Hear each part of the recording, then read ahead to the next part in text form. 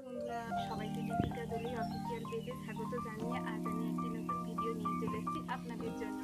আপনারা দেখতে থাকুন, আশা করি ভিডিওটি আপনাদের ভালো লাগবে। আর যদি ভালো লাগে সবাই লাইক কমেন্ট শেয়ার করে দিয়ে আমার পাশে থাকবেন। আর যদি ফেসবুক পেজ থেকে ভিডিওটি দেখে থাকেন তো পেজটিকে ফলো করে দেবেন, ইউটিউব থেকে ভিডিওটি দেখে থাকেন তো চ্যানেলটিকে সাবস্ক্রাইব করে দেবেন। করতে চলেছি ঘরোয়া উপায়ে নিমের সাবান তৈরি। নিমের ত্বকের খোস, পাঁচড়া এবং ত্বকের বিভিন্ন সমস্যা দূর করতে এই সাবান খুবই উপযোগী।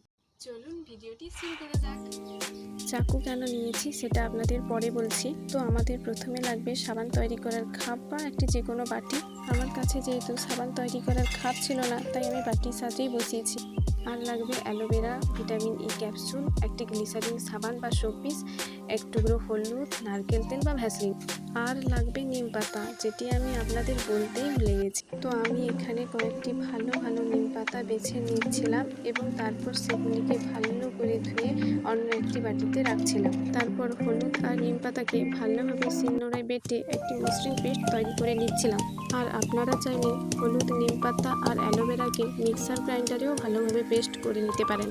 আপনারা হলুদ এবং অ্যালোভেরা কিন্তু নাও দিতে পারেন, আমার কাছে ছিল তাই দিয়ে দিয়েছি।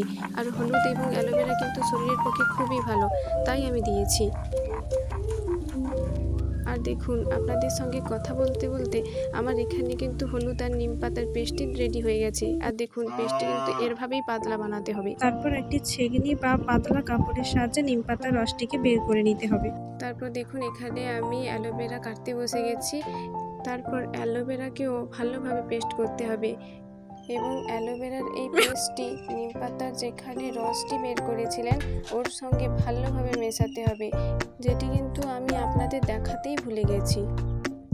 তারপর একটি গ্লিসারিন সাবানকে নিয়ে সেটিকে ছোট ছোট টুকরো করে নিতে হবে। দেখুন আমি কিভাবে ছোট ছোট টুকরো করেছি, আপনাদেরও এইভাবে ছোট ছোট টুকরো করে নিতে হবে। কিন্তু যদি বড় বড় টুকরো করেন তাহলে একটু গলতে সময় লাগবে, নাহলে আর কিছুই না। তারপর দেখুন, আমি এখানে একটি স্টিলের বাটিতে অল্প একটু তেল নিয়ে সেটি সারা বাটিতে লাগিয়ে নিলাম। আপনারা এখানে নারকেল তেল বা ভ্যাসলিন যে কোনো একটা লাগাতে পারেন। আমার কাছে নারকেল তেল ছিল তাই আমি নারকেল তেলই দিয়েছি। উনুনে একটি কড়াই বসিয়ে তার মধ্যে কিছুটা জল দিয়ে একটি স্টিক বসিয়ে দিলাম। তারপর জলটি গরম হলে ওই স্টিকের ওপরে যে কোনো একটি পাত্র বসিয়ে দিতে হবে। পাত্রটি গরম হলে তার মধ্যে কেটে রাখা সাবানের টুকরোগুলো দিয়ে দিতে হবে। দেখবেন কিছুক্ষণ পর সাবানের টুকরোগুলো গলতে শুরু করবে। সাবানটি পুরোপুরি গলে গেলে তার মধ্যে ওই তৈরি করে রাখা পেস্টটি ঢেলে দিতে হবে।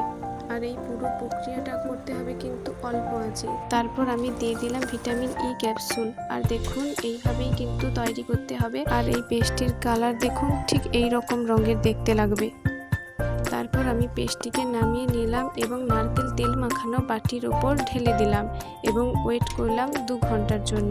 দেখা হচ্ছে বন্ধুরা 2 ঘন্টা পর। চলে এসেছি বন্ধুরা 2 ঘন্টা পর। আর দেখুন, এখানে আমার সাবানগুলো কি সুন্দরভাবে জমাট বেঁধেছে, দেখেছেন কত সুন্দরভাবে জমাট বেঁধেছে। আর খুব সহজে বাটি থেকে উঠেও আছে। আমি আপনাদের সাবানটা মেখেও দেখাচ্ছি কত সুন্দর ফেনা হচ্ছে, আপনারা শুধু একবার দেখুন। আপনারা সবাই বাড়িতে সাবানটি বানিয়েও দেখতে পারেন বন্ধুরা। আজকের মতো টাটা।